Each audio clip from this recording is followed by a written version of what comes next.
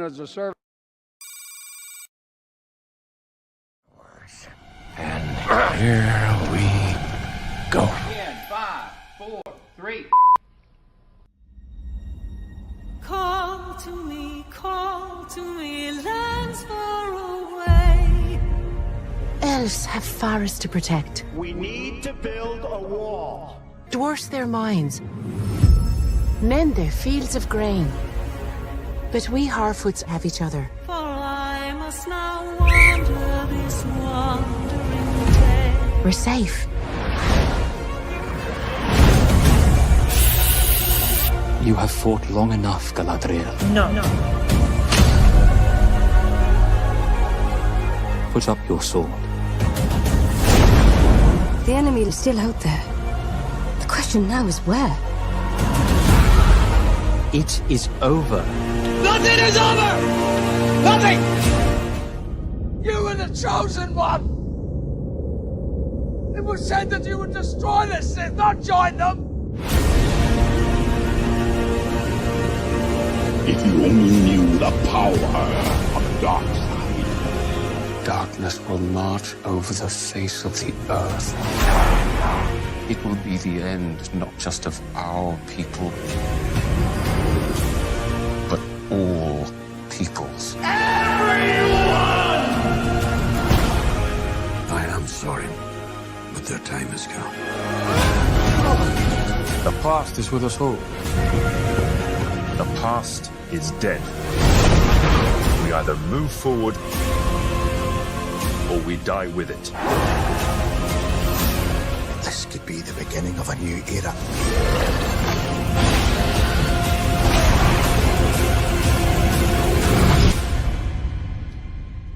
Away I must wander this wandering day.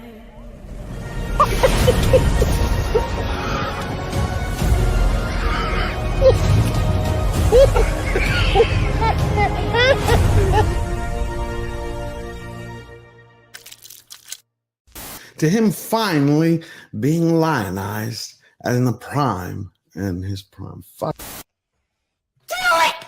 Shit. Just do it! Don't let your dreams change. Yesterday, you said tomorrow. So just do it! Make your dreams come true! Luke went from being... Oh, no. Welcome, Slayer Nation. I have some great news for you today. I hope you're all doing great. Nope, that didn't work. One more. You have failed me for the last time. Welcome, Slayer Nation. I hope... If you're tired of starting over, stop giving up. That was taking too long. How you doing, everybody? It's great to be back once I figure this all out. It's been a month and we didn't have to wait anymore. I'm too excited. I want to get everybody out here. We have again on FAFO joining us Mark Mitchell and Ron Coleman. How y'all doing, gentlemen? Y'all are muted, I believe. Okay. There we go. I don't know. I mean, it's one of those days. It's one of those days. It's one of those days. It's okay. It's been almost a month. It's just, and there's so much news going on. I'm just excited to be back to see y'all. I was reading earlier, Mark, how this new generation that voted for Trump, how they want a socialist candidate in 2028. Yeah, it's not good. It's not good, but I don't think it's I want to talk about that. I don't think it's as bad as everything. I was reading and I was going through it, and it looks like just panic, It was panic, but we'll talk about that in a second. I really want to first talk about is Irina. Everybody's discussing it. I think it's an important subject. We had a 23-year-old, girl at the beginning of her life almost, that it was snuffed out by an animal and by a system. It is inexcusable. And then they released, Benny Johnson released not the full video, but I have it here, a video that cuts the section out but shows her reaction. So everybody, please be aware, you're not going to see any blood. You're not. That part is bleeped out. But you understand the media has failed to do their job. When this was George Floyd, they were playing it 24/7. Y'all remember that? You could see his every moment. Here he is. Here we go, George Floyd again. And then we had the marches, the protests, Black Lives Matter. Where are the All Lives Matter movement? Are we going to have statues every arena? No. But instead, they are blacklisting this. They're memory holding it. Here you go. This girl deserves more. She deserves for all of us to stand up for her because she doesn't have a voice. So this is just seconds. This is seconds right after he stabbed her across the throat. So she realized it. Now she's in terror.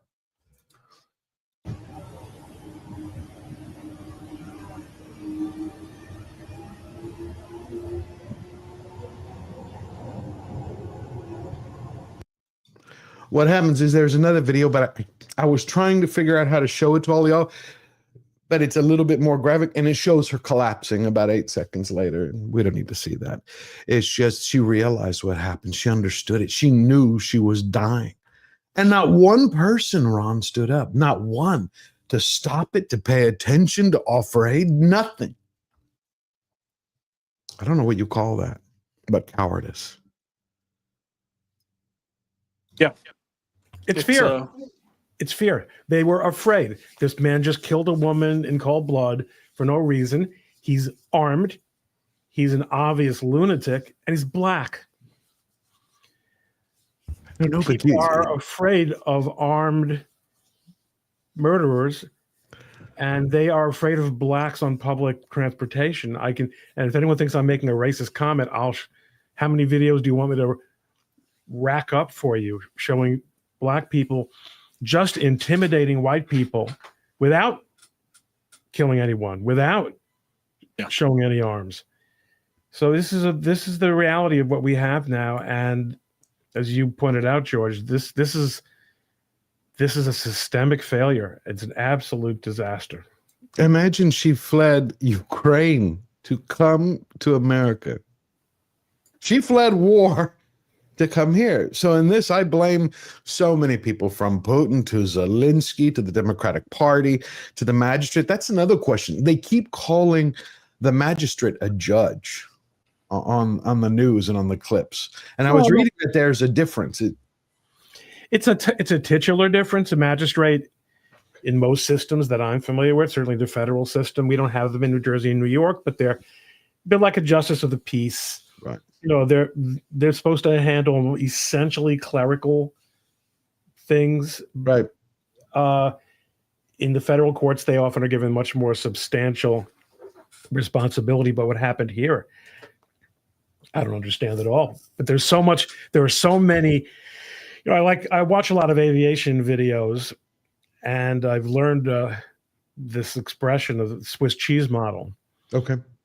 Where if the holes there are many redundancies meant to prevent disaster, but if the holes all align in every slice of Swiss cheese, your unwelcome substance is gonna work its way through, and that's.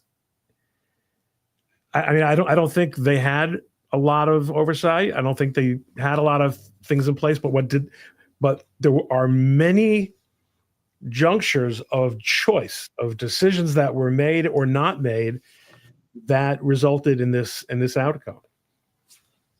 What do you think about it, Mark? You think this is because they're going to politicize this, but both sides are going to politicize it. Oh, it's already been. I know, but do you get a sense of which way? And I hate to ask this question, but we have to ask it in the times we're living in. Which way this is? Is this waking up the American people? When we talk about Zoomers, I think it'll be a little bit more clear that we're in a non-Republican versus Democrat paradigm now. We're in something entirely different. And I don't know how big of an issue that this is going to remain. Let me just step back and say like a couple of things. First, there were people standing there just filming her as she bled out. And apparently some guy did come like 2 or 3 minutes later and tried to help her. And so I think there's an aspect of fear, but I think what we're also witnessing is probably a layer of societal collapse because people just don't care about their fellow humans anymore. Everybody's being dehumanized. And a lot of this is because of divisive Democrat rhetoric about Black Lives Matter, and you're not allowed to say all lives matter and all this stuff. And then also, this is very much something that they've cooked up with their policies because these were the defund the police people. These were people who were letting violent criminals out on, you know, cashless bail, and everybody knows it. And people were very against those policies. And also violent crime, we don't talk about it that much because of the border and the economy. Violent crime was the number 3, number 4 issue. And the polling on violent crime getting worse was really, really, really bad under Biden. I just went back and looked, and there were some polls where Republicans were leading by 15 points on the issue of violent crime. Now, why didn't Republicans win by 15 points? It's because people have other issues. Maybe you care about abortion more, blah, blah, blah. But this was wild because the media just absolutely embarrassed itself in a way that everybody on Twitter knows. Like the second that video dropped, within an hour, all of Twitter was talking about it. Elon Musk was within 12 hours. Elon Musk got it. Trump got it within like a day or two. And immediately Trump is getting involved now. Maybe he's going to send the National Guard to North Carolina. And now he has Pam Bondi filing federal charges. I think they're going to go after this guy to try and execute him. Yes. Maybe even publicly, like very rapidly. And so I think he's using it as a chance for optics to show that justice matters and there needs to be swift retribution for horrifying crimes like this. And but not only that, it's political bait. It puts the Democrats in a terrible position. I think George, do you have the clip of the federal prosecutor at the news conference? No, I have President Trump's clip, and I also have White House press secretary. Let's see if I can find that for you because it's well, I mean, basically they ask him, it's Ron Coleman, right? Isn't this political activism? You know, and the prosecutor says, political means that there are two sides. What's the side of mass murder on public transportation? Right. Is good.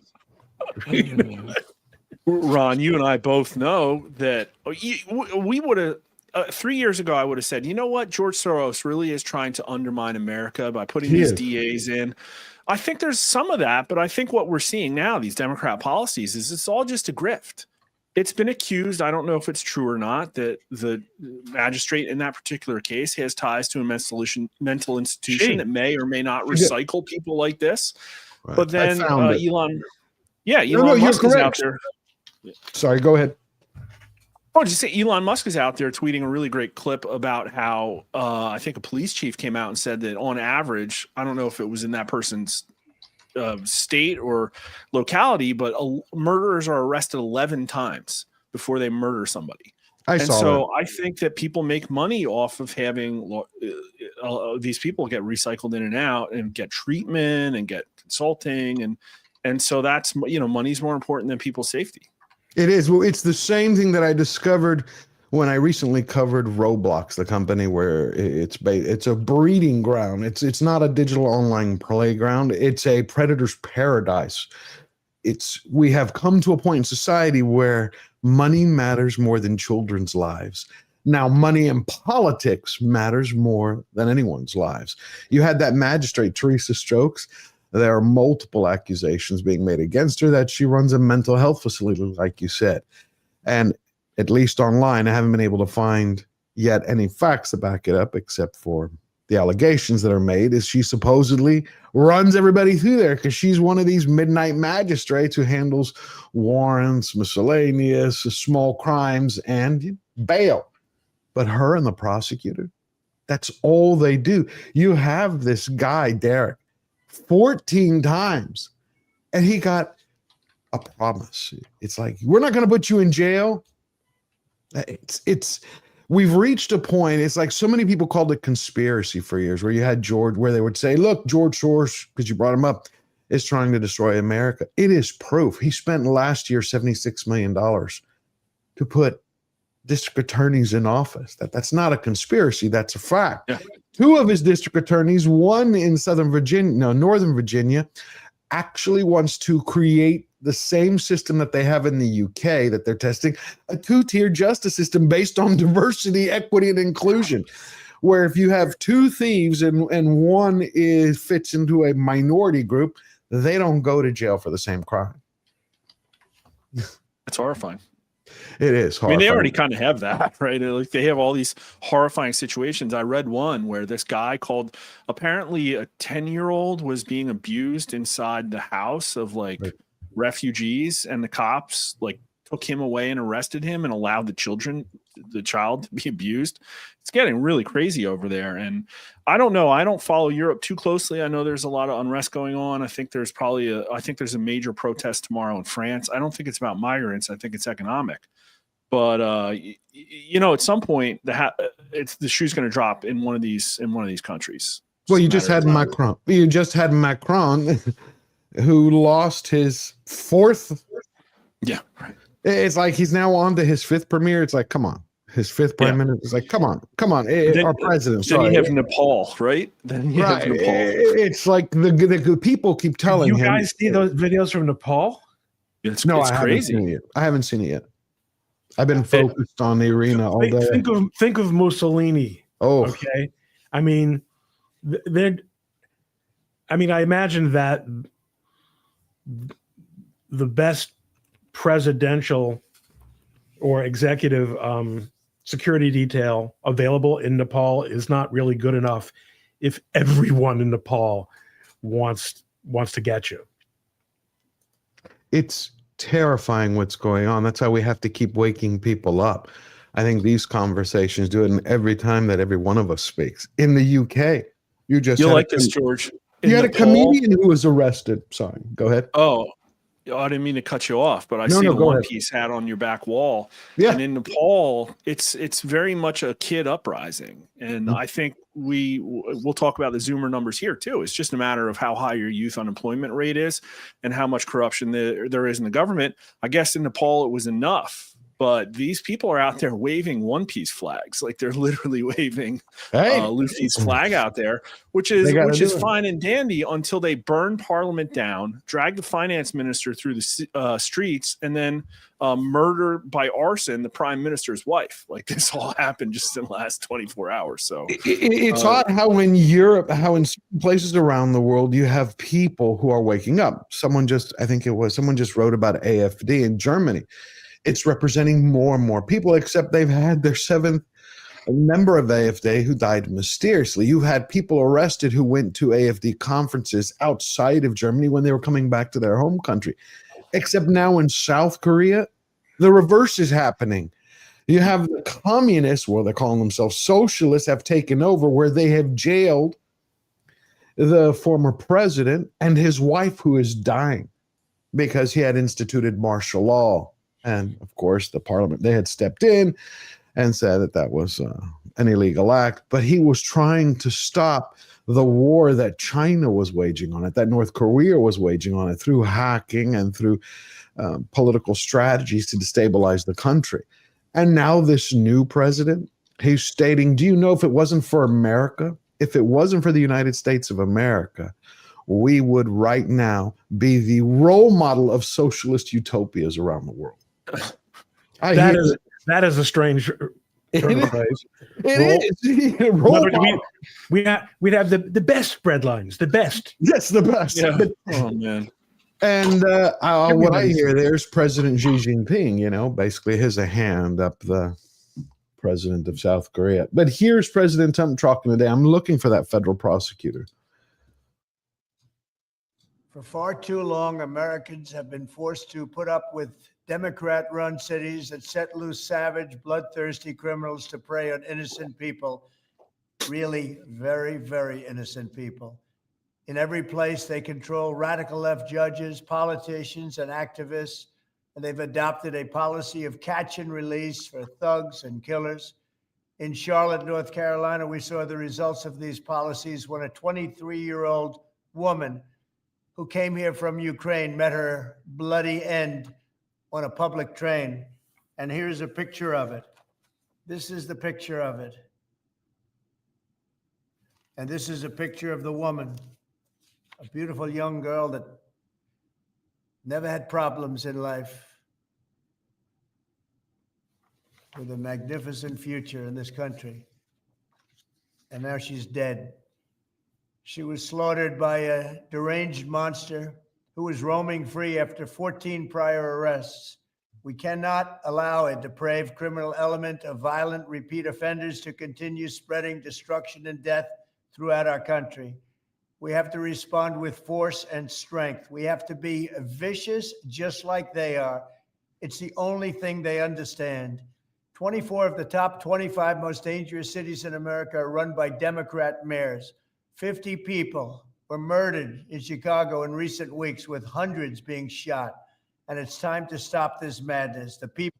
It is. It's time to stop this madness. I think we should go back to a time. I was looking at Hammurabi's code, where it was one point where judges were held accountable for some of their crimes. Also in the Tang and Qing dynasty in China, if a magistrate actually made a decision that ended up, let's say, freeing a murderer who went to murder again, they got flogged and beaten in the public.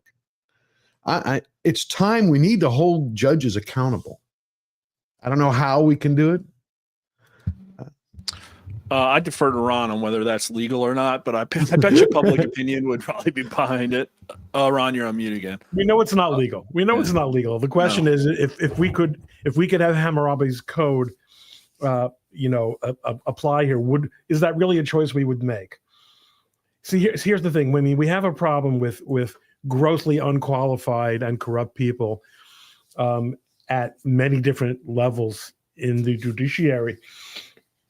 But if you instituted a rule like that, how would you ever get anyone decent in the judiciary? I see. It wasn't about mistakes. I understand, Ron. We're talking about people. It's like when they go cashless bail. Well, that cashless bail and that philosophy has led to prosecutors not prosecuting. The only way all right. So cashless bail is only possible when legislatures make it possible. Correct. Right. Those people need to be held accountable. 100%. What about the judge who's like, they would just judge in Michigan 3 weeks ago, who had a violent offender who beat his wife. And the judge's response was that they asked, why did you let the offender go? Because locking that person up takes away all their chances in life. And I believe in giving chances. They made one mistake. They beat the hell out of their wife. 3 days later, they killed her. See, to me, why can't that judge be held responsible? The decision, it was a pattern over and over. You're having leftist policies have infiltrated, have these activist judges have brought them in, and now they're implementing them, and society is feeling them. I don't know. It's I think it's something that needs to be addressed at a point. But that's why I think it's one of those things that society will address itself, because all of our systems are messy, and society goes through cycles of high order and low order. And I think this will fix itself long before the right people get in place to put actually some kind of policy that have the same willingness. Because the problem is that the people that rule us are probably just as low integrity and corrupt. 100%. So, well, maybe remove judicial immunity. What do you think about that, Ron? Remove it? Well, again, that goes back to my question. There are a lot of people who think that there should be at least an adjustment to qualified immunity. Okay. But as it is, again, the problem is we're attracting the wrong kind of people to the job. Oh. The people you want in the job won't take this money for the job. Right. With exceptions. In other words, the people who are wealthy, people who've already made their money, people who are in a two-couple family, a two-earner family, and it works out. That's fine. But there's a very large percentage of people who this is a great gig for them, and in order to replace them with better qualified people, even if you can solve the financial problem, to say, but by the way, if we decide that you improvidently let someone out on the street, we're coming for you. Well, that's not going to be worth any amount of money to anyone. And I mean, look, Right. I was wanting the discussion more, obviously, you're not going to go hang the judge. I was saying, but to have some type of causality, some type of consequence or penalty for the judge. So Well, they accountability, some kind of accountability. Correct. And I'm curious, Mark, you seem to be alluding to a sort of holistic social healing, which I actually, I think I smell what you're cooking. In other words, really, there is a feedback. There is a soft feedback mechanism that exists out there, but I'm kind of curious what you have in mind and wondering if you could maybe articulate a little bit more. Well, I would frame the argument this way. Like, let's just say that idea had validity. Well, who's going to do that and how? What's the exact mechanism? Is there a law they're going to pass? How are we going to get a law like that through Congress? They're not going to pass a law like that. Every single judge is going to overthrow it. Like, it literally just won't work, because the people who are in charge don't want it to work. And so the problem we have is it's not just that the judiciary is corrupt at every level. We're talking about academia. Most corporate boards have absolutely no idea what they're doing and are just shilling for BlackRock and Vanguard. Like, law enforcement's got its problems. The government, the federal government's got its problems. There's all this consulting class of people that just leech off the taxpayer. Like, it is really messed up. And we all know it. And Americans sense there's something wrong. Only 30% trust the federal government. The thing is, it just hasn't gotten bad enough for them to fix it yet. And history tells us that, like, these kind of systems just don't reorder themselves. You get a Caesar who comes in and says, you know what? Republic's been good. We got to straighten it out a little bit. Maybe he gives us a republic back at the other side, like after all the scumbags have been flogged or whatever. But I think what's probably going to happen, unless our course has changed, unless Trump is much more effective, is that we're probably going to have some economic crash with a hard landing, because the dollar is still, on a path to financial ruin. And just look at the demographic wave and Social Security, Medicare. We're not going to be able to support that forever. The promise is this 20% of GDP on healthcare. So at some point, it's just going to get bad enough that people fix it. And that's what happened in World War II. And it gave us like a 20 or 30 year golden age. And that's the fourth turning. It's going to happen, and it could happen soon. Like the scumbags over in NATO, they really, really, really want a war.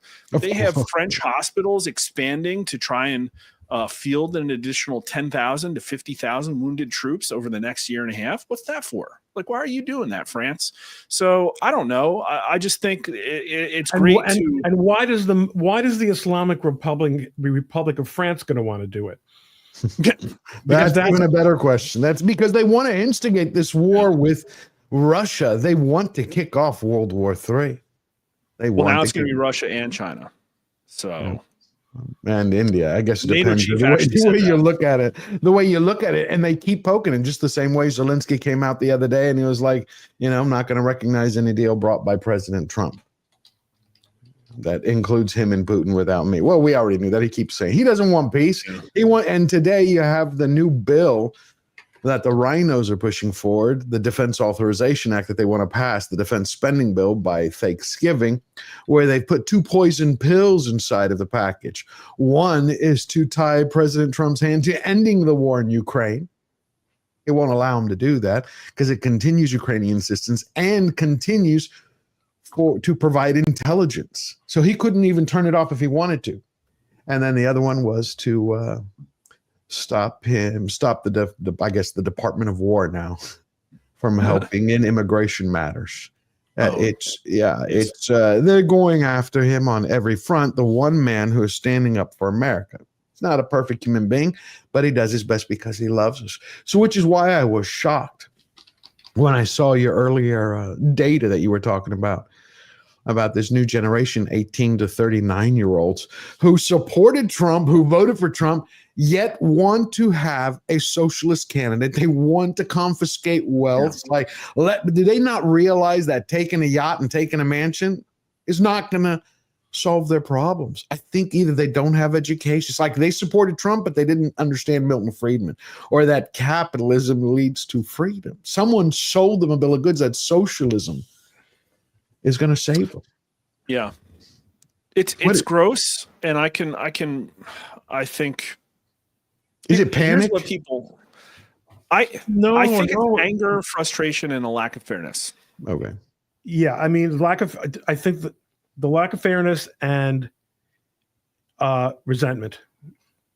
resentment. The system, what the biggest way I'll start this is that Gallup just put out a poll that they test every couple of years about people's opinions of free market capitalism and socialism. And I don't want to get into a debate about whether we have free market capitalism or not. I think not, but it's down to 54%. And so free market capitalism might have worked for you. It might have worked for all the boomers. It's not working for the Zoomers right now. And it's not just economics. But when they're answering that question, Mark, do they have the slightest idea what they're talking about? No, Their economic literacy is zero. Yeah, they think they're against free market capitalism, but because they have no concept that if there's no free market capitalism, they don't get lattes. They don't get Xbox. They do end up in bread lines, though. But they don't. But Ron, the boomers and Gen X raised them and trained them. Like, that's the problem, is that you have these boomers where the asset prices go up, their stock portfolio does well, the market is, they get 3 Airbnbs. And meanwhile, they know they're aging. They need to support the social safety nets. So they force migrants all over. They're taking the jobs. The entire system is arrayed against the Zoomers. And no, they have no idea what these words mean. But the problem is they still vote. And what's happening is across the political spectrum, people are cherry picking things to pat themselves on the back. And they're saying, oh, look, well, Gen Z is the most conservative generation in decades. It is not. It's the Trumpiest that 18 to 29-year-olds has ever been, but Trump is not a conservative, as we're going to find out more. He won because of economic populism, but the Republicans don't want to hear that. They just want to stay in their comfy little, offices, calling the donors and sucking on the donor teat. And they're going to have to pay the bill is coming very, very due, because, it's not just like, hey, most of these people are Democrats and then the Democrats want a socialist. No, it was like 57% of Trump voters. Yeah, I'm looking at it now. 57% of Trump voters say that they want excess wealth confiscated. Including, and they want to punish. They have no problem. It was 45 or 48% have no problem with punishing people who use pronouns incorrectly. It was wild. Right. It was wild. Yeah, like you voted for Trump. Yeah. I'm like, you voted for Trump, and you believe in socialism. But I think part of that is because you got this generation of 18 to 39-year-olds who have debt from college. They either can't buy a home or they've got such a high mortgage payment, they're crushing their debt. Food prices, automobile payments, it's just a lot. So could it not just be pure, sheer panic? And they're just grasping for anything because it's always coming from the left, since they control the media mouthpiece. There were some other questions in there that kind of gave me a feeling that things weren't quite as dark. It's more bitterness. It's not because there was a question like, how confident are you that you'll own a home? And it's like, well, out of 18 to 39-year-olds, it was like 30% still had a home, and another 30% were very confident they would get one. And then there was another one where it's like, are you doing well? Are you struggling? Are you in crisis? And only like 30% said they were struggling or in crisis. The problem is that their world is just very different than what the American dream was. The American dream, and I know people say, oh, it's home ownership. Oh, it's this, it's that. No, it's like you were brought up in a community where everybody liked each other and shared cultural values. You were taught God, country, and family. You were able to get a job. The job liked you and wasn't trying to undercut you with foreign labor. You were able to find a mate because the women weren't insane, and you weren't taught that you need to comparison shop all the way to your 40s, and you didn't go to college and drink. And also, to combine your last 2 points, you could go to your office. And we're not talking about the 1930s here. Women are in the office. Men and women are working together. And you could meet a girl in the office, and you could say to her, "You look nice today." You want to get lunch sometime? That's right. You could do that without any. Forget about the socioeconomic, the men not getting promotions because they need to only promote women or minorities. People are afraid to even talk to each other. Oh, I just turned on I have to go like this, I think, now to get it to stop doing it. I have one. I just got a new camera. Okay. And it's moving with me. No, really but you're right. Except the fact that you have half the men are terrified to talk to a woman. All the women, you can see they're complaining. They've either screaming at a primal scream retreat, and they're talking, or they're saying that no one will talk to them. There's a video of one woman. She's done 4 or 5 now. pretty good looking woman. She goes out to a bar. She leaves. She goes, I'm tired of all of this. I just wanted to go have a drink, have a man grab my boob, take me out, and have a good time. I mean, she was like 35, 36, and it's one after the other.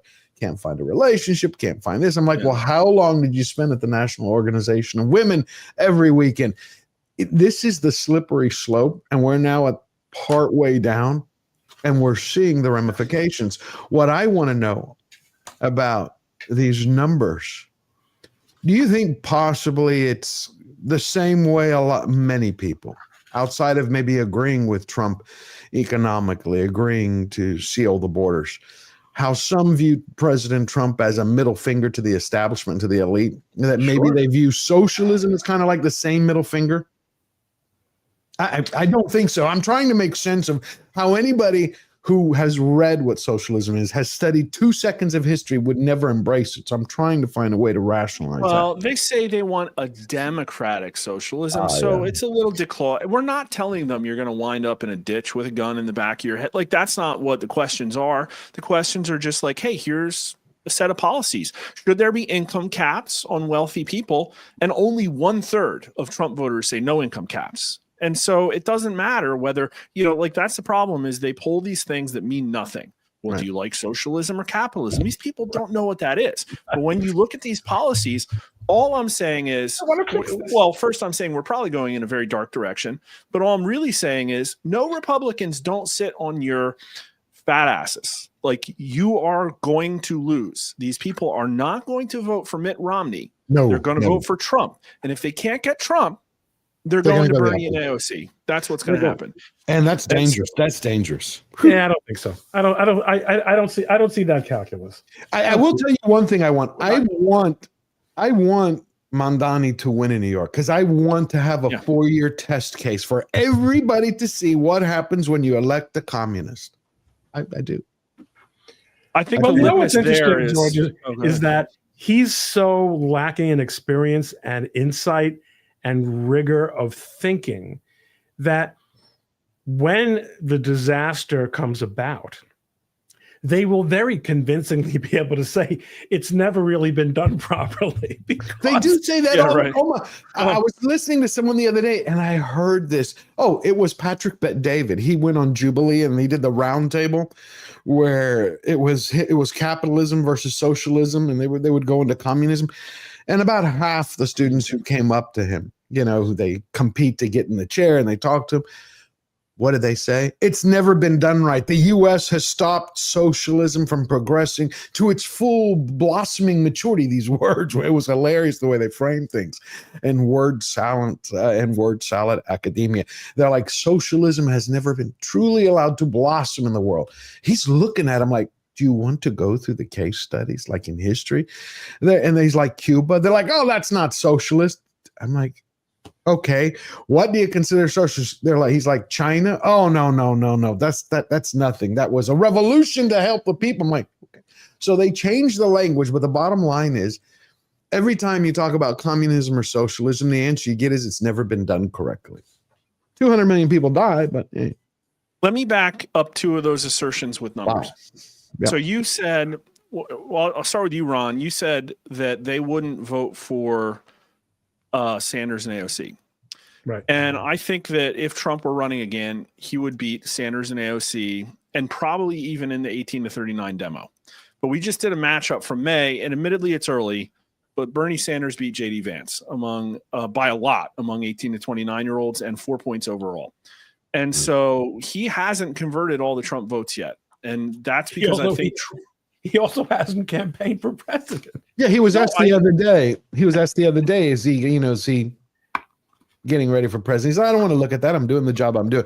But do you think he can catch up? He has plenty of time. Yeah, of course. I think he's going to actually grow into the role. But I'm just saying, it's like, those people want Trump. They do not want Republicans. Trump is only underwater 7 points with 18 to 29-year-olds right now. Republicans are under 16 points. And the other thing is that, George, you had said, well, do these people hate the system?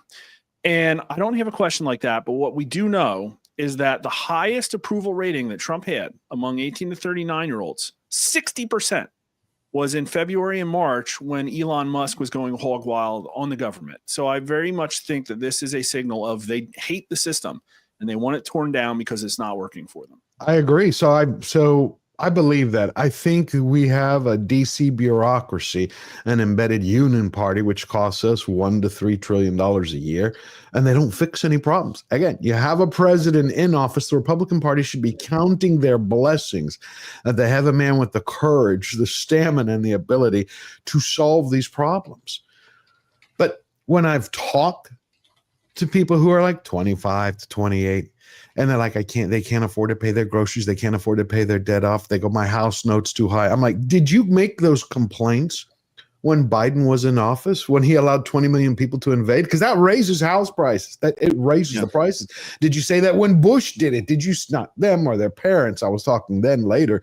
I said, did y'all complain about this? Why are you complaining about it now? Why? Because now it's time to pay the piper. I'm very confident that if you want Republicans to be the party of economic populism, sheer middle-class economic populism, J.D. Vance is the right candidate. And not only that, will be even better than Donald Trump. And I think he's working behind the scenes to make that happen. Problem is 2026. That's the problem. The midterm. Right now, the Republicans are going to lose. Even with the redistricting? How they're catching up with redistricting after 10 years of having the Democrats redistrict all over the country? You think that won't play a difference? Well, first off, I think there's potentially a political price for redistricting, but also it's fine. It's great that you're going to try and play the Democrats' game, but you're playing catch up now. And the Democrats are going to like wag their fingers at you. And then, like it will help. They wag their fingers. They wag their fingers at Republicans no matter what. Right. Better they should let them wag their fingers over at something that most people understand quite well. It's a two-man game. I mean, what else you got, Mark? I don't think the political price is anything. No, I think that the Democrats are going to redistrict too, and maybe the Republicans pick up 10 seats. And does it feel good that then they win and we've avoided an existential disaster, but they haven't legislated like they promised to do? I see what you're saying. They're winning for the wrong reasons, and it's not 100% plan. It's plan B. But they have literally just abdicated Plan A. I see what you're saying. One thing that's changing fast, and in the very near future, is changes are being made in the Senate. Yep. I think they should go farther. I think they should go farther. And they're going to. I think they're going to because they have no choice.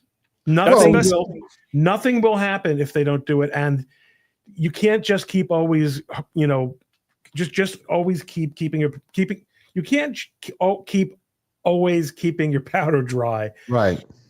This is the battle. This is the moment. You're talking about the nuclear option that Thune was talking about. I'm like, well, why did we get here? All he had to do was allow the recess appointments for President Trump. How about that? Just let him go ahead, but they didn't. Well, I think he was probably lied to by Democrats, is my guess. Gotcha. That could be. I think he thought that they were going to play ball, and now they're playing games with him.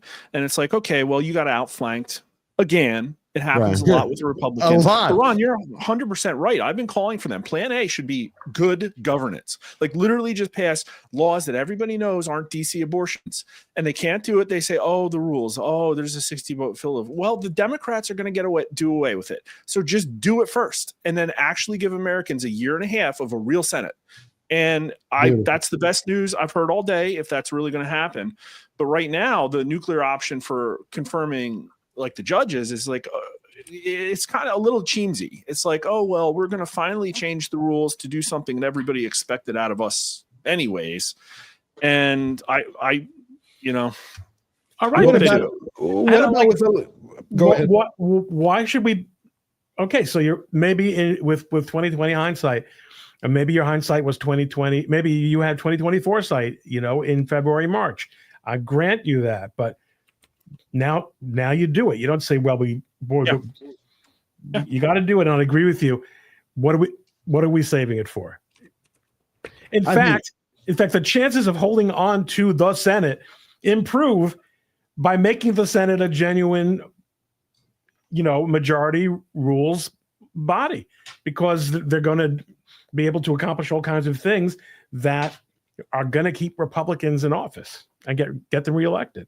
Well, look at the rules. Like Chuck Grassley, he refuses to confirm Alina Habba because of the blue slip rule.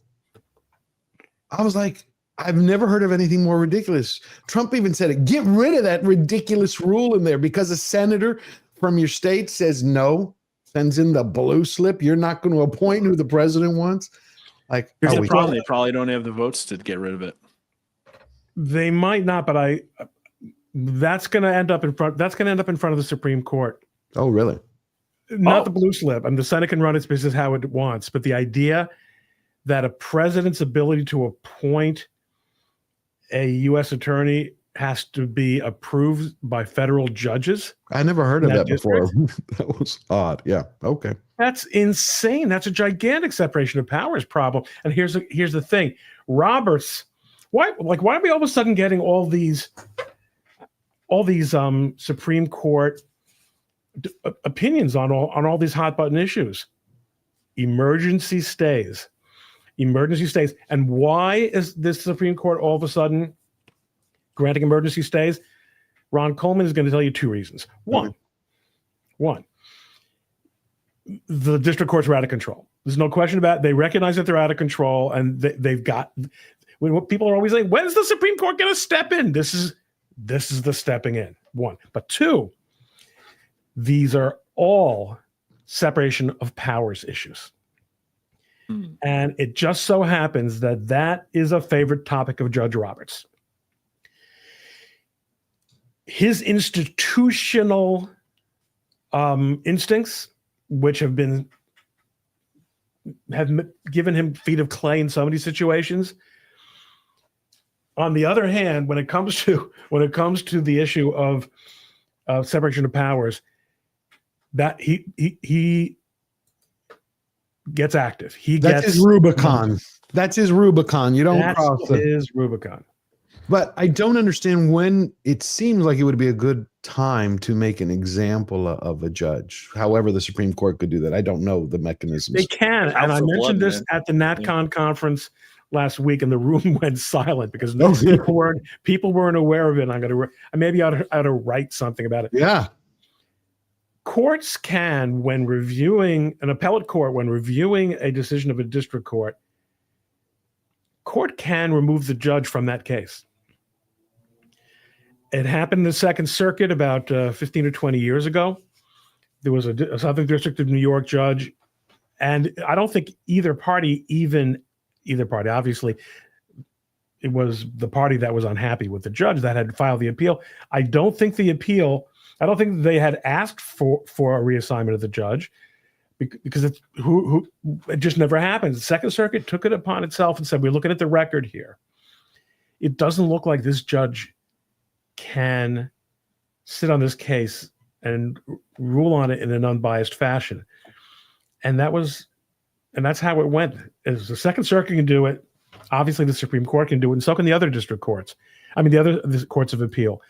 I haven't seen anyone calling for it yet, but it's a magic bullet that is in some ways better than impeachment because it takes it completely out of the political and into the judicial realm.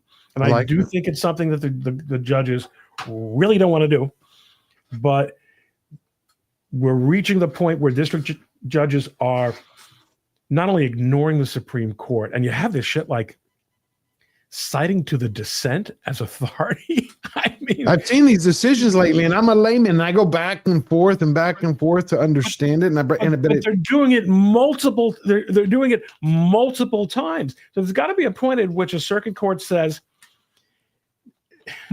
"No soup for you. Yes, You're done with this case." I'm looking forward to that moment, and everyone will remember they first heard it here on FOFA. FAFO. It's like I always I've always I read right to left. So yes. I've always paid attention to Margot Cleveland. I always look at Margot Cleveland, her posts after I look at yours, both of y'all's, but Margot Cleveland, she always breaks down. I wish you would break some of it down in layman's terms. She tries, but she does try. I go to Mark whenever I just want to try to snatch a moment, and I want to find out anything new coming down from the courts. I go right to Margot. Yeah, she's brilliant. I wanted to ask you this, Mark. I saw this August 27th. Breitbart put out an article which said that Trump hit his highest polling in his history, first term and second term. Oh. And this is what they use. So I wanted to ask you. It says, hold on. Where did you go? Hold on. Here we go. Interactive polls. And then Daily Mail came out with one on September 2nd saying President Trump has, which is in the UK. I can't play it on here because every time I put the Daily Mail article up, it freezes StreamYards. It has too many damn ads. But this is the poll where they're saying he's now hit his highest. The Daily Mail had him at 55% approval versus 43% disapproval in the United States. Is that accurate? Because I trust your numbers. Nobody else. No, I saw that. Daily Mail isn't polling itself. I think they subcontract to somebody called JLR Partners or JLL Partners.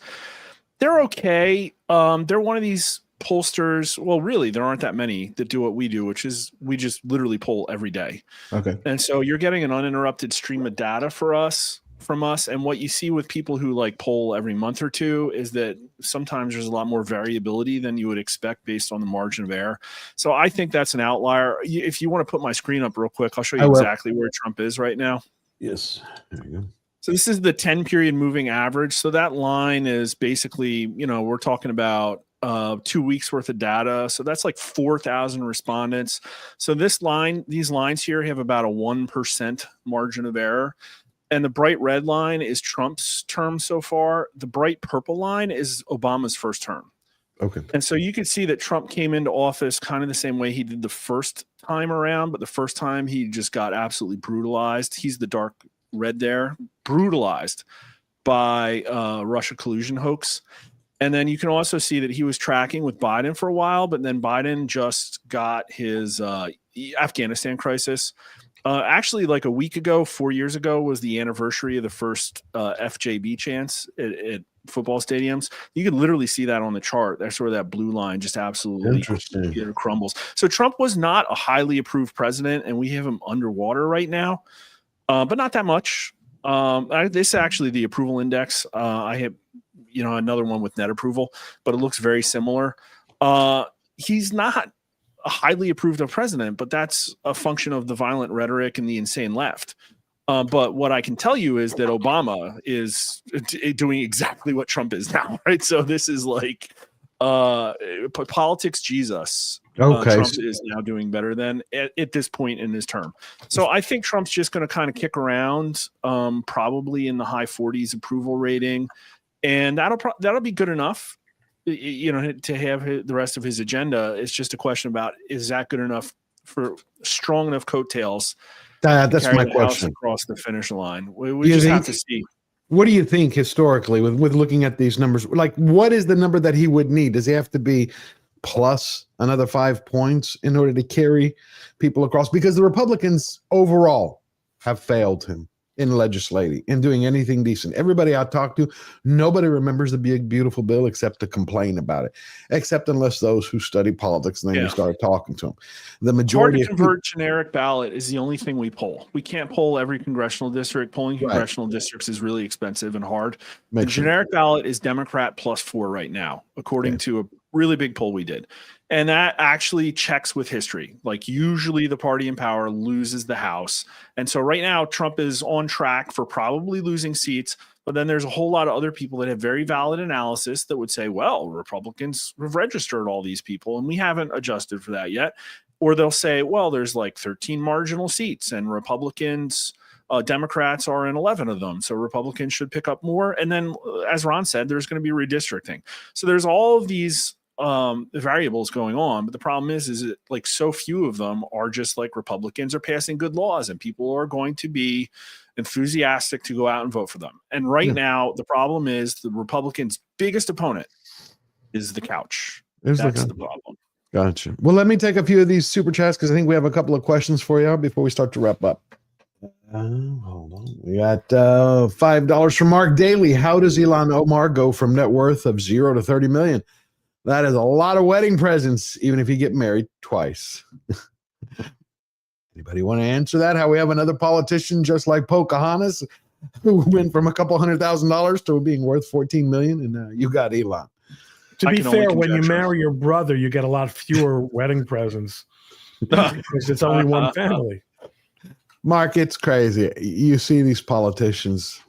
It's Nancy Pelosi, the same way. You saw how she doubled her net worth in about 15 years. There's a playbook. I don't know if they get handed a PDF when they show up in DC, but I'm sure she's like a do-nothing paid board position on the Council for Islamic Relations or something. She probably has a whole lot of stocks. She probably got some like consulting gig. The stock. It's mostly the stocks. But I mean, what part? The other part of the playbook is your spouse sets up a consulting firm. I got it. And then a lot of money that went to Ukraine. There's a couple of reports that seems to have found its way back. There's a lot of charities that were set up. Mark Daly for another $5. Bartleby Roberts, when asked to protect the Constitution and preserve the country, he says, "I would prefer not to." Roberts is a weird bird. Thank you, Mark. James O.P. for $5. I think your polls are way off. There's no way a young Trump supporter would go AOC or Bernie. The younger generations think they are both morons.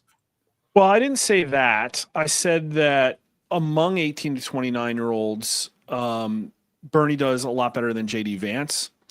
And I think they like Trump, and I think they would vote and like for the personality that they think matches their opinions best. The problem is that their opinions are stupid. Like, they literally just don't know what socialism means. They don't understand that wealth confiscation or income caps are not free market capitalists. They literally haven't been taught this stuff, and it's not even their fault. It's literally the entire system failed, and they reaped the crap sandwich that just got dropped in their lap. And the question is, are they going to get mad or not? And right now they were relatively happy because they thought Trump was going to fix things. My biggest surprise was that they would turn over the keys to the UN. Like, they have no problem ceding authority to the UN. I was stunned by that. But they grew up in like multicultural public schools where every teacher worshiped the UN. Like, that's the problem. To me, it's stunning. It's shocking to me that the UN, to me, is a monster, a worthless one. But thank you, James O.P. for that. We got two more. Eric Heffelfinger for $10. I'm fine with people like Bill Gates or Jeff Bezos paying an extra $5 million in taxes. They'll be fine. But we can't limit income or tax anyone of income level more than a quarter of their income. I personally think we need to abolish the income taxes and go back to how we were from the founding until 1913, where our federal government was funded through excise taxes, land sales, and tariffs. You're not going to fund the world's largest and most effectual military on the healthcare is the problem. We're paying what, like 12-13% of our GDP is taxpayer funded healthcare. Like, that has to be rapidly right sized, like by 50%. Then we have a fighting chance. And so security on top of it, you're having generations. It's how long is it going to go before it busts? I mean, we hear it. It's like the next decade, 2 decades, the next generation. It's basically meaningless going bust. I mean, it is already. It's been integrated with the general budget. It's just not counted in the budget. But general revenue, I mean, they're just going to use general revenues until we. I have no money. Till the bond vigilantes puke, I guess. What does your gut say about the midterms? Do you think Trump will be able to? I know I asked this earlier, but I want to ask it again before we wrap up. Do you think he'll be able to break the streak? Just like instinctively, not numbers wise, just like your gut. I think we are on the path for a real nail biter that's probably going to give me an ulcer, and everybody's going to want to know the answer, and I'm going to go to sleep at 3 a.m. every night because I don't know. And then what'll happen is we'll be surprised by something, and everybody will be like, "Oh, you're such a scumbag, you were wrong." And I don't know what those surprises are going to be. It could be like, "Wow, they arrested Act Blue, and now there aren't $3 billion of foreign money in this election, or it Gotcha. could be, wow, the Republicans like just didn't show up because they don't want Trump to have his agenda. I just don't know what it is. So I'm sorry, that's a bad answer, but No, it isn't. It's honest. That's all I can ask for. Ron, what do you think? You think Trump will hold it? Will have big enough coattails to hold the midterms for the House? You're muted. I've been very bad for that tonight. I think the redistricting is going to matter. I think that the Democrats keep stepping on rakes. There's a real, our first story tonight, this awful violence. Yeah, they know. Yeah. Yeah. I mean, that only cuts one way politically. A lot of people are really getting tired of this. Well, Really. they support criminals. You're right. They support criminals. They support criminal illegals. Now they're complaining that he's blowing up Venezuelan cartel ships, boats filled with drugs. They won today. That happened. Did y'all see that? Did y'all see that clip yet? Yeah, and everybody's out there. Ron, you're 100% right. The problem is that like I could give it for every point you have. I don't want to be a doomer or devil's advocate. I could give you an opposite point, and it's like, well, look at how Republicans have been performing in these special elections. And maybe that, so it's like, well, but nobody knows. Oh no, and in a more broad sense, the 20, what was the red wave year? The red wave that never. They said it was going to be 2022. It was going to be 2022, right? And then jobs happened. So what is happening though, Mark, is that more and more of the corruption and the financial stuff that you mentioned, hundreds of thousands of people are being taken of inactive voters and ineligible voters are being taken off voter rolls in major states. Changes are happening.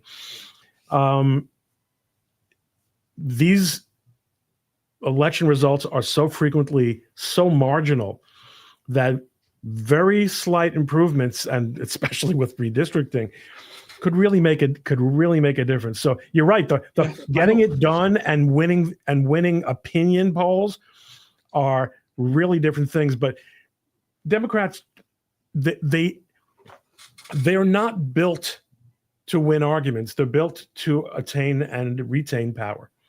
Yeah. But that means that ultimately you end up walking so far off stage to the left that you've just got no one. Like, was it which one of you said, I hope Mamdani wins? Me. I said, I hope me and me. Right. So I don't want it for the people of New York. Let me make that clear. I don't want the people of New York to separate, but I want him to win because it will be a test case and people will see exactly what having a communist. Yeah, or it'll tell you how communist their city council already is. Because if they didn't want him to do that stuff, they wouldn't let him. But we'll see. Because if Mamdani gets in and he's effective at doing socialist policies, New York had it coming. It was just whoever got there first. You know what I mean? But it's like, you're right. The election integrity stuff, I think there's a lot of stuff coming. The financial stuff, I think Trump can fix a lot of things. Maybe the Senate will get its act together. Maybe they'll stop passing these 3,000-page pork orgies. There's a lot of things that could happen. I'm just saying, based on performance to date and the likely projection of where we're going, I have no idea what's going to happen because it's going to be close. And there's all of these things that could happen. Right. And I just don't know if they're going to happen or not.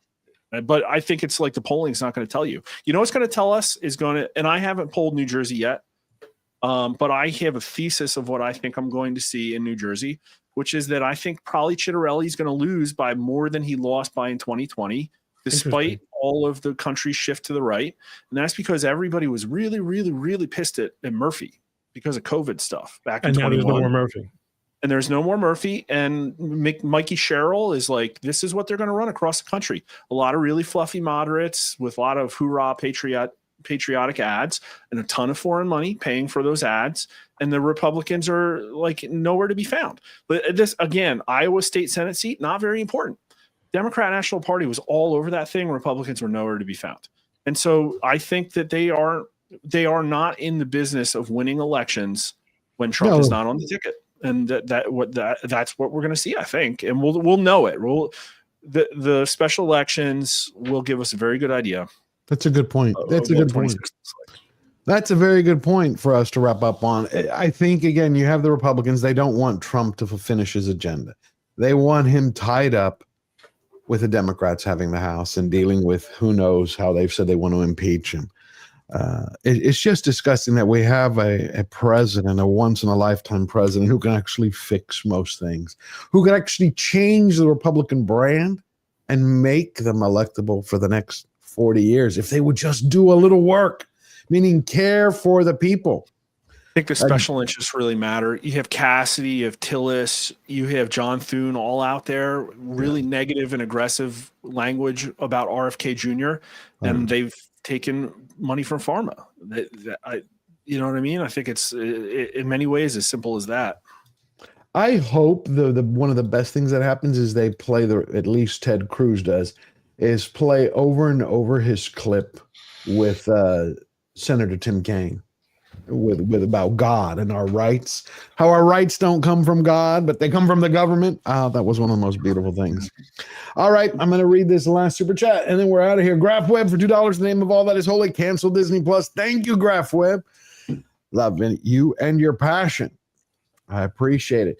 And here is the clip of the next boat that President Trump blew up. Oh, there was a second one? Yep. It was shared by Benny Johnson. Oh. Rand Paul's so mad right now. I know, but that's the other thing I really don't understand. It's like, okay, he doesn't like his drug interdiction. He doesn't like him sealing the border. I'm like, I didn't understand libertarian now means leftist. You don't want anything to happen? He's with the Cato Institute. He wants to stop all the tariffs. I'm like, the tariffs are bringing in money. Anyway, this is great to be back with y'all. It is great to be back with you, Ron and Mark. I can't wait to see you next week. We're looking forward to it. You want to have anything you want to say or share? Well, come to my stream in 1 minute. We're going to go really deep into all of those crosstabs with the socialism polling. So if you want to yell at Mark's me, stream, folks.